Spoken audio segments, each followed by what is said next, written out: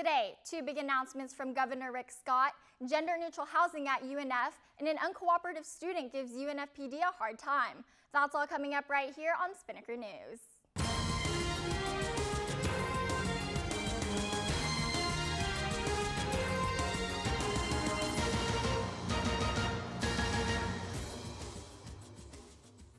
Hello Ospreys, I'm Tedlyn Locke and you're watching Spinnaker News on Spinnaker Television. Florida Governor Rick Scott came to UNF yesterday at 12:30 in the bookstore to make two big announcements. Here's what he had to say. So we've got two announcements today. First, we're going to announce that we're going to, in my budget this year, we're going to eliminate the sales tax on your textbooks. The second thing we're going to do is we're going to allow anybody that has a bright futures to not only go during the two normal semesters, but go in the summer. Yay. Of course, these proposals don't just apply to UNF students, but also to students at state universities and colleges all over Florida. UNF announced it would include gender-neutral housing as a new option for on-campus students starting in fall 2015. Dee Allard with Residence Life explained why this is happening. We wanted to make sure that all students, no matter their gender expression, can really be comfortable at home and find a roommate of their choice that they're comfortable being with. The new Living Learning community will be in the Osprey Fountains. It will be available for LGBT students or non-LGBT students who just wish to be an advocate for others.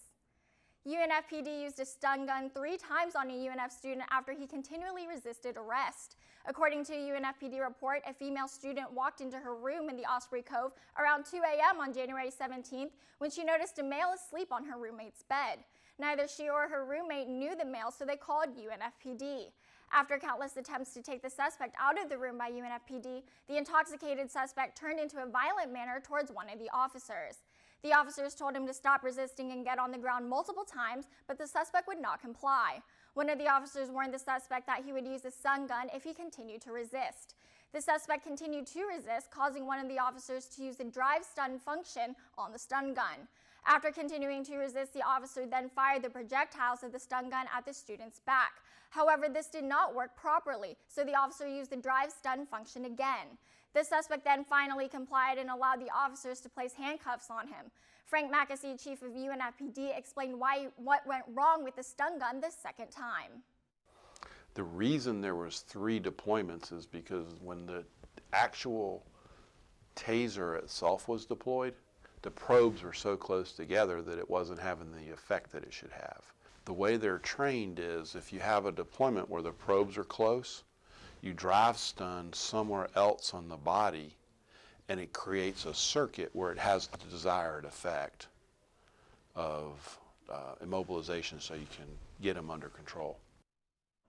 The suspect was placed under arrest for resisting an officer without violence to his or her person, trespassing in an unoccupied structure or conveyance, and disorderly intoxication. Now for your Spinnaker weather update, here's Catherine Marsh.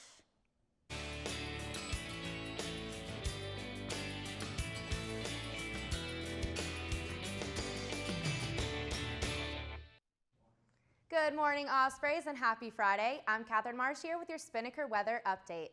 It's currently 64 degrees, and we're going to have a rainy day here on campus with showers all morning and a 100% chance of possible thunderstorms after 1 p.m. As you can see in our current conditions, umbrellas will be needed today.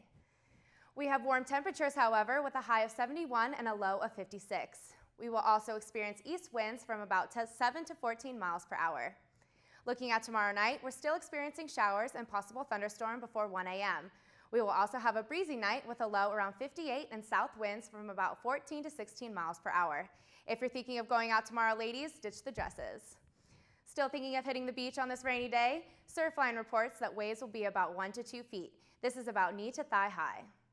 This weekend is going to cool off a little with a high on Saturday near 64 and a 60% chance of rain. Sunday, we're looking at clear skies with a high of 60 and a low of 45. Well, that's it for today's weather update. Now let's take a look at your weekend forecast.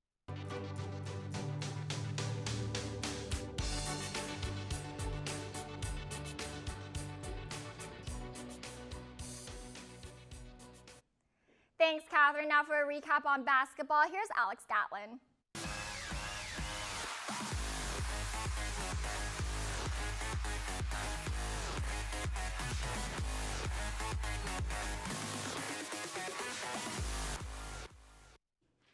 Good morning, Ospreys. I'm Alex Gatlin, here with your Spinnaker Sports.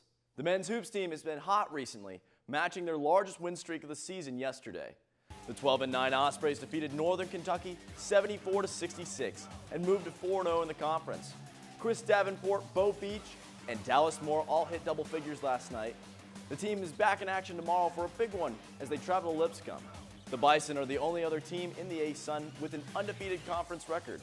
Whoever wins will take sole possession of first place in the A-Sun. Tip-off is set for 5 p.m.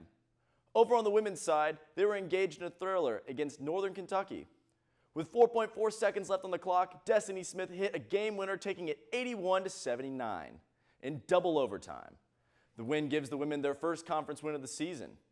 They'll be back in action at home on Saturday versus Lipscomb. Tip-off is set for 2 p.m. Well, that does it for your Spinnaker Sports. Back to you, Tedlin.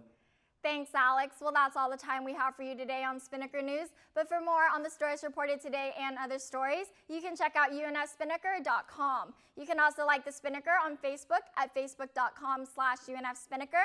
And you can follow us on Twitter and Instagram at UNFspinnaker. For Catherine Marsh and Alex Gatlin, I'm Tedlin Locke. Have a great day, UNF.